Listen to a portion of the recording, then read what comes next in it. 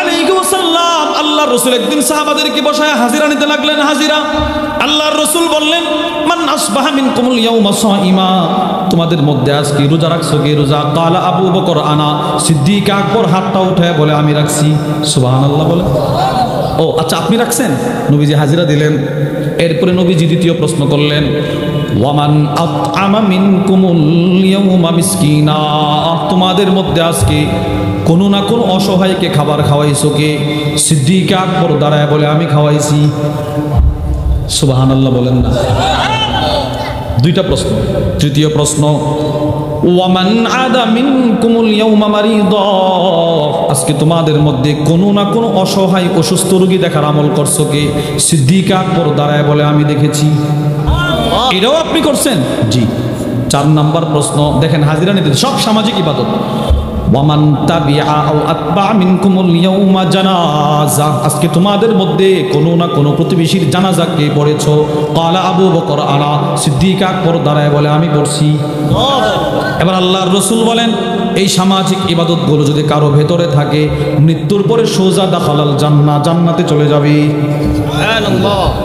এই সামাজিক ইবাদত, সামাজিক ইবাদতগুলোর ভিতরে সবচাইতে গুরুত্বপূর্ণ একটা ইবাদত হচ্ছে প্রতিবেশীর হক আদায় করা। বলেন বলেন, প্রতিবেশীর হক কি করা? আদায় করা।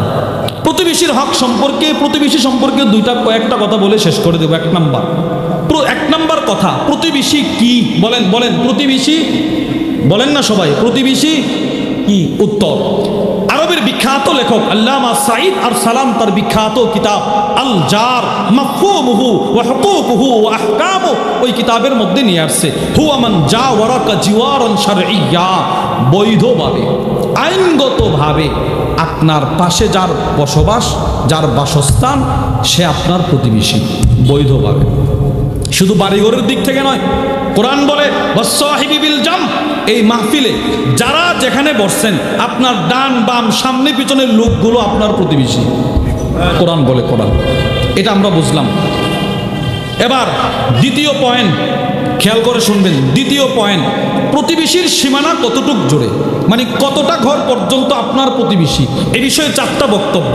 1 নাম্বার, ইমাম বুখারী রাহিমাহুল্লাহর বিখ্যাত হাদিসের কিতাব আল আদাবুল মুফরাদের 108 নম্বর হাদিস। হযরত হাসান রাদিয়াল্লাহু তাআলা আনহুকে প্রশ্ন করা হলো, প্রতিবেশীর সীমানা কতটুকু? তিনি বললেন 40 দারা, 40টা ঘর।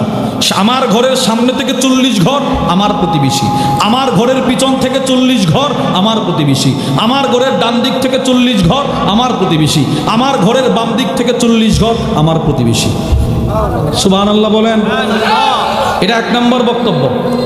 2, তাফসীর কুরতুবীর মধ্যে হযরত আলী ইবনে আবি তালেব রাদিয়াল্লাহু তাআলা আনহু থেকে বর্ণিত, তিনি বলেন প্রতিবেশীর সীমানা কত দূর? তিনি বলেন মান সামিআন নিদা ফাহুয়া জারু, আপনি আপনার ঘরে বসে কথা বললে, এই কথার আওয়াজটা, স্বাভাবিক কণ্ঠে কথা বললে কথার আওয়াজটা যতটুক সীমানা জুড়ে মানুষ শুনবে, সবাই আপনার প্রতিবেশী। এটা 2 নম্বর। 3 নম্বর যে সীমানাটা, এটা আমার কাছে খুব পছন্দ হয়েছে। 3 নম্বর সীমানাটা আমার কাছে খুব পছন্দ। আল্লামা সাঈদ আর সালান লেখেন, প্রতিবেশীর সীমানা কতটুক? তিনি বলেন মান সাল্লা মাআকা সালাতাস সুবহি ফিল মসজিদ ফাহুয়া জারু, আপনার মহল্লার মসজিদে যারা যারা আপনার সাথে ফজরের নামাজ পড়বে, ইসলাম বলে তারা আপনার প্রতিবেশী। এটা খুব সুন্দর। তাহলে প্রতিবেশীর সীমানা খুব টাইট হবে। 4, সমাজ উর্ফ যতটুক সীমানা জুড়ে প্রতিবেশী গণ্য করে সাব্যস্ত করে পড়াটা হচ্ছে প্রতিবেশী। এই হলো 4টা বক্তব্য। 3 নম্বর পয়েন্ট, প্রতিবেশীর হক কি? অনেকগুলো হক আছে, এর ভিতরে 1 নম্বর, প্রতিবেশী যদি অনাহারী থাকে সাধ্য অনুপাতে তার খাবারের ব্যবস্থা করা, বন্দোবস্ত করা। বলেন ইনশাআল্লাহ, জোরে বলেন, জোরে বলেন ইনশাআল্লাহ। খাবারের ব্যবস্থা করা নবীজি আদেশ করছেন। রাসূলের একটা সিফত ছিল, পৃথিবীর যেই প্রান্ত থেকেই কোনো অসহায় নবীর কাছে যাইতো, নবীজি আগে নিজের ঘরে খাবারের জন্য লোক পাঠাইতেন। বুখারী শরীফের হাদিস, রাজুলান আতান নবী সাল্লাল্লাহু আলাইহি ওয়াসাল্লাম, এক ব্যক্তি নবীজির কাছে এসে বলে ইয়া রাসূলুল্লাহ, রাসূলের কাছে এসে বলে ইয়া রাসূলুল্লাহ আসাবানিল জাহাদ, পেটে খিদা, 3-4 দিন যাবত খাবার নাই, ওগো আল্লাহর রাসূল কিছু একটা করেন আমার ব্যাপারে। ফাবাসা ইলা নিসাই, আল্লাহর রাসূল একজন বার্তাবাহক নিজের বিবিদের ঘরে পাঠিয়ে দিলেন, যাও আমার কোন বিবির ঘরে কি খাবার আছে নিয়ে আসো, আমার বিবির ঘর থেকে খাবার নিয়ে আসো, এই খাবারগুলো আমি তারে খাওয়াবো। বার্তাবাহক দৌড়ায় নবীজির বিবিদের ঘরে চলে গেল, গিয়ে বলতে লাগলো নবীজি পাঠাইছে, কোনো খাবার আছে? একজন বিবি বলে মা মানা ইল্লাল মা, নবীজির ঘরে পানি ছাড়া কিচ্ছু নাই। নবীর ঘরে পানি ছাড়া কি নাই? বুঝেন নাই কথা? আরে কার ঘরে পানি ছাড়া কিচ্ছু নাই? বলেন বলেন, মাইক ছাড়া বলতেছি, বলেন কার ঘরে? নবীজির ঘরে পানি ছাড়া কিচ্ছু নাই। অথচ আল্লামা আব্দুল ফাত্তাহ আবু গুদ্দা রাহিমাহুল্লাহ তার বিখ্যাত কিতাব সুফহাত মিন সাবারিল উলামা আলা শাদাইদিল ইলমি ওয়াত তাহসিল, ওই কিতাবের 35 নম্বর পৃষ্ঠায় লেখেন মা জামা আল্লাহুল খায়রা কুল্লাহু লিআহাদ ইল্লা লিন-নবী সাল্লাল্লাহু আলাইহি ওয়াসাল্লাম। সাত আকাশের যত শ্রেষ্ঠত্ব, সাত জমিনের যত শ্রেষ্ঠত্ব, জান্নাতের যত শ্রেষ্ঠত্ব, মিজানের যত শ্রেষ্ঠত্ব, হাসরের ময়দানের যত শ্রেষ্ঠত্ব, সব একসাথে আল্লাহ তাআলা পৃথিবীর কোন নবীকে দান করে নাই, শুধু আমার নবীরে দান করছে। আর এই নবীর ঘরে পানি ছাড়া কিচ্ছু নাই। বিষয়টা কি? বিষয়টা কোথায়? এগুলোই তো আমরা বলি, এগুলো বলে বলেই তো 50 না দিলে আমি আসবো না। আর আয়সা বলি এগুলো যে নবীর ঘরে পানি ছাড়া কিচ্ছু নাই, আবার 50 না দিলে আমি আসি না। রসুলের ঘরে পানি ছাড়া কিচ্ছু নাই, নবীজির ঘরে পানি ছাড়া কিচ্ছু নাই। আরেক বিবির ঘরে গেছে, ইনিও বলে মা মানা ইল্লাল মা, পানি ছাড়া কিচ্ছু নাই। আরেকজনের ঘরে গেছে, ইনিও বলে পানি ছাড়া কিচ্ছু নাই। বার্তাবাহক সবার ঘর থেকে দৌড়ে নবীর কাছে গিয়ে বলে ফাকুলনা মা মানা ইল্লাল মা, আপনার সব বিবিদের বক্তব্য পানি ছাড়া কিচ্ছু নাই। এবার আল্লাহর রসুল নিরুপায় হয়ে সাহাবাদেরকে উদ্দেশ্য করে একটা ছোট্ট কথা বললেন, মাইয়াদুম হাদা ওয়া ইউদিফু হাদা, তোমরা তো শুনলা আমার ঘরে কিচ্ছু নাই, প্রতিবেশীর হকটা আমি আদায় করতে পারলাম না। আচ্ছা এবার বলো তোমরা কারা আছো, কে আছো? একে নিয়ে মেহমান মিনাল আনসার, একজন আনসার সাহাবী দাঁড়ায় বলে আমি তাকে মেহমানদারি করাইব। ফান্তালাকা বিহি ইলা ইমরাতি, আনসার সাহাবী আয়েশা অসহায় মেহমানকে নিয়ে তার বাড়িতে চলে গেল, গিয়ে বলতে লাগলো আকরিমি দাইফা রাসূলিল্লাহি সাল্লাল্লাহু আলাইহি ওয়াসাল্লাম, বিবি নবীজির একটা দামি মেহমান নিয়ে আসছি রে বিবি, ঘরে কোনো খাবার থাকলে তার মেহমানদারি করো। খাবার আছে কোনো ঘরে, তার মেহমানদারি করো। বিবি কি জবাব দিছে জানেন? ফাকালাত, ঘর থেকে বিবি জবাব দিয়ে বলল মা ইনদানা ইল্লা কুতুসবিয়ানি, স্বামী মেহমান তো নিয়ে আসছেন, এমন একটা সময় নিয়ে আসছেন যে মেহমানের ঘরে, আমাদের ঘরেও বাচ্চাদের সামান্য খাবার ছাড়া কোনো খাবার নাই, আমাদের ঘরেও তো খাবার নাই, কি করব? স্বামী বলে কি জানেন, রাখো তোমার বাচ্চা, হাই এই তো আমাকে বাচ্চার খাবারটাই প্রস্তুত করো মেহমানের জন্য। স্বামী বাচ্চা যদি কাঁদে নাকি বাচ্চাটাকে ঘুম পাড়ায় দাও। সুবহানাল্লাহ, বাচ্চাকে ঘুম পাড়াও। যেমন স্বামী তেমন বিবি, হাইয়া আত্মামাহা, বাচ্চার খাবারটা প্রস্তুত করলেন। নাব্বামাত শিবিয়ানাহা, বাচ্চাটাকে ঘুম পাড়ায় দিলেন। এবার খাবার দেওয়ার সময় যখন হয়ে গেল, স্বামী গিয়ে বলতে লাগলো বিবি খাবারটা কিন্তু তুমি প্রদীপ জ্বালায়া দিবা না। কেন? এমনি তো খাবার স্বল্প, মেহমানের সাথে আমি বসলে মেহমান আমারেও খাইতে বলবে, এক কাজ করবা, 2টা প্লেটের মধ্যে খাবার দিবা, একটা প্লেটে খাবার রাখবা আর একটা প্লেট খালি রাখবা, খালি প্লেটটা তোমার স্বামীকে দিবা আর খাবারের প্লেটটা মেহমানের সামনে দিয়ে দিবা। স্বামী যদি দেখে ফেলে, না দেখবে না, খাবারটা দেওয়ার পূর্বে দাঁড়ায়া ঘরের প্রদীপটা নিভায়া ঘরটারে অন্ধকার করে দিবা। রসুলের সাহাবী যেমন যেমন বললেন, স্ত্রী তেমন তেমন করলেন, খাবার প্রস্তুত করলেন। খাবারটা দেওয়ার পূর্বে সুম্মা কাবাত, ওইটা দাঁড়ায় গেলেন বিবি কাআন্নাহা তুসলিহু সিরাজাহা, এই একটা মনোভাব নিয়ে দাঁড়াইছে যে প্রদীপটা ঠিক করবে। ফু দিয়ে প্রদীপটা নিভাইয়া দিছে, ঘর অন্ধকার। স্বামীর সামনে খালি প্লেটটা দিয়ে দিল, মেহমানের সামনে খাবার দিয়ে দিল। এবার স্বামী চপচপ আওয়াজ করে মেহমান মনের আনন্দে খাবার খাইলেন। হাদিস বর্ণনাকারী সাহাবী বলেন ফালাম্মা আসবাহা, পরের দিন যখন সকাল হয়ে গেল, গদা ইলা রাসূলিল্লাহ, দুজন মেহমান মেজবান দুজন নবীর দরবারে চলে গেল। আল্লাহর আল্লাহর রাসূল মেহমান আর মেজবানকে দেখা মুস্কি মুস্কি হাসে আর বলে দাহিকাল্লাহু মিন ফিআলিকুমুল লাইলা, ও মেজবান, গত রাত্রে তুমি, তোমার বিবি, তোমার বাচ্চা, একজন প্রতিবেশীর হক আদায় করতে গিয়ে যেই অভিনয়টা করেছো, আল্লাহ রাব্বুল আলামিন আরশ থেকে তোমাদের অভিনয় দেখে মুস্কি মুস্কি হেসেছে। আল্লাহ তাকবীর, আল্লাহ হাসছে, আল্লাহ তাকবীর।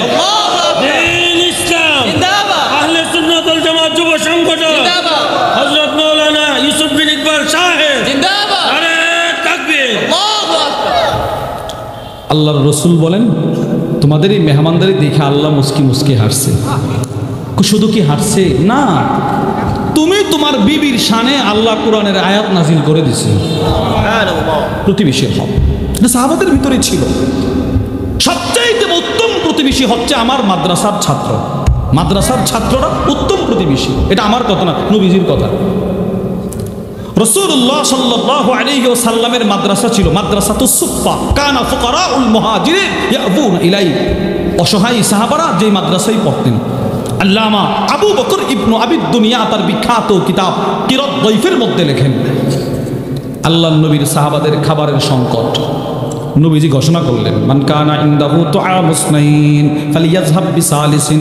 এই সাহাবারা, তোমাদের যাদের ঘরে দুইজনের খাবার আছে, তৃতীয় একজন লুজিং হিসাবে আমার মাদ্রাসার ছাত্র নিয়ে যাইবা। সুবহানাল্লাহ বলেন, সুবহানাল্লাহ। আচ্ছা, যাদের ঘরে তিনজনের খাবার, চতুর্থ একজন এখান থেকে নিবা আমার মাদ্রাসা থেকে। যাদের ঘরে চারজনের খাবার আছে, পঞ্চম একজন এখান থেকে নিবা। আল্লামা আবু বকর ইবনে আবিদ দুনিয়া লেখেন, এবার যখন সন্ধ্যা হয়ে গেল, ইনতালাকার রজুল বির রজুল, এলাকার মানুষ একজন আইসা বলে নবীজি বলছে লুজিং রাখার জন্য। প্রতিবেশী মনে করে একজন আমার ঘরে চলে আসেন। সুবহানাল্লাহ। ওয়ার রজুলু বির রজুলাইন, কেউ আইসা বলে দুইজন চলে আসেন। ওয়ার রজুলু বিল খামসা, কেউ আইসা বলে পাঁচজন চলে আসেন। কেউ আইসা দুইজন নিয়ে যাইতেছে, কেউ তিনজন, কেউ পাঁচজন। আশ্চর্যের বিষয়, ওয়া আম্মা সাদ ইবনে উবাদা ফাইন্নাহু কানা ইয়ামতালিকু বিসামানিনা কুল্লা লাইলা। রাসূলের বিখ্যাত সাহাবী হযরত সাদ ইবনে উবাদা, উনি প্রতি রাতে 80 জন সাহাবীকে মেহমানদারি করাইতেন। সুবহানাল্লাহ। 80 জন, শুধু 80 জনকে করাই শেষটা। আল্লাহ ওনার সম্পদ দিছিলেন। উনি ওনার ঘরের ছাদে উঠছে, ছাদে এটা ঘোষণা করে, মান আহাব্বা শাহমান ওয়ালাহমা। এ তোমাদের যাদের ঘরে ভালো ভালো খাবারের ব্যবস্থা নাই, আমার প্রতিবেশী তোমরা যারা মাসের পর মাস, সপ্তাহের পর সপ্তাহ ভালো খাইতে পারো না, তোমাদের জন্য আমি সাদ ইবনে উবাদার ঘরের দরজা 24 ঘন্টা উন্মুক্ত। যখন মনে চায় ঢুকবা, আমি তোমাদের মেহমানদারি করাইব।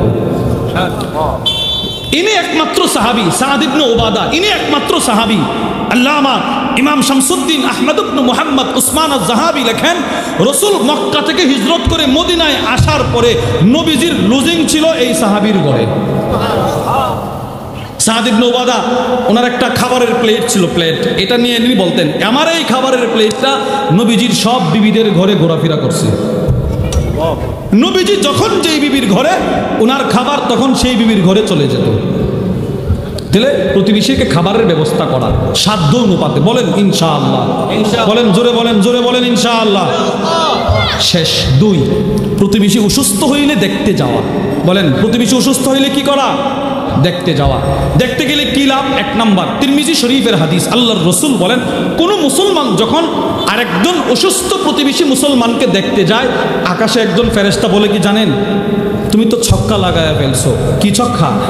তাবাওয়াতা মিনাল জান্নাতি মানজিলা, তুমি তো রোগী দেখতে আসো নাই, তুমি তো জান্নাতে ঘর বানায় ফেলছো। এটা 1 নাম্বার। 2, তিরমিজি শরীফের হাদিস, একজন বিখ্যাত তাবিঈ নাম সুয়াইর ইবনে আবি ফাখিতা, তিনি বলেন, আখাযা আলী রাদিয়াল্লাহু তাআলা আন বিয়াদি, হযরত আলী রাদিয়াল্লাহু তাআলা আনহু, ইনি আমার হাত ধরলেন, আমার হাত ধরে আমার টাইনা বলে, এই ইনতালিক বিনা ইলাল হাসান নাউদু, আমার ছেলে হাসান অসুস্থ, আসো একটু দেখে আসি। চলেন। দুজন গেছে। ফাওয়াজাদনা ইনদাহু আবা মুসা আল আশআরিয়া, আলী রাদিয়াল্লাহু তাআলা আনহু ওনার ছেলের কাছে গিয়ে দেখি আবু মুসা আশআরি সাহাবী বসা, আরেক সাহাবী ওনার ছেলের কাছে বসা। তো আলী রাদিয়াল্লাহু তাআলা উনি আবু মুসা আশআরীকে বলে, আচ্ছা আবু মুসা, তুমি যে আমার ছেলের কাছে আসছো, কি রুগী দেখার নিয়তে আসছিলা নাকি এমনি সাক্ষাৎ করতে আসছিলা? আজিতা আইদান আম যাইরা, সাক্ষাৎ করার নিয়তে আসছিলা না রুগী দেখার নিয়তে আসছিলা? আবু মুসা আশআরী বলে, না না, আমি রুগী দেখার নিয়তে আসছি। এবার আলী বলে, তুমিও ছক্কা লাগাইছো। কেমনে? আমি নবীর কাছ থেকে হাদিস শুনছি। কি হাদিস?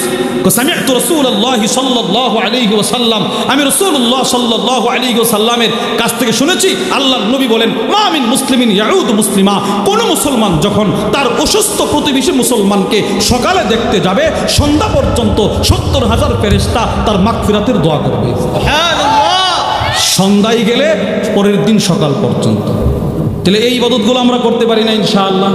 কি বলেন? প্রতিবেশীর হক আদায় করবো তো ইনশাআল্লাহ। আল্লাহ আমাদের সকলকে যেই কথাগুলো বললাম সেই কথাগুলোর উপর আমাকে আপনাকে সকলকে আমল করার তৌফিক দান করেন। আমাদের গোটা জিন্দিগির ব্যক্তিগত ইবাদত, পারিবারিক ইবাদত, সামাজিক ইবাদত, এই সবগুলো যেন আমরা করতে পারি, আল্লাহ আমাদেরকে সেই তৌফিক দান করেন। যা কিছু বলেছি যদি সঠিক হয় আল্লাহর পক্ষ থেকে, ভুল হলে আমার পক্ষ থেকে, এই বলেই আমি আমার আলোচনার ইতি টানলাম। ওমা আলাইনা ইল্লাল বালাগ। আসসালামু আলাইকুম ওয়া রাহমাতুল্লাহি ওয়া বারাকাতুহু।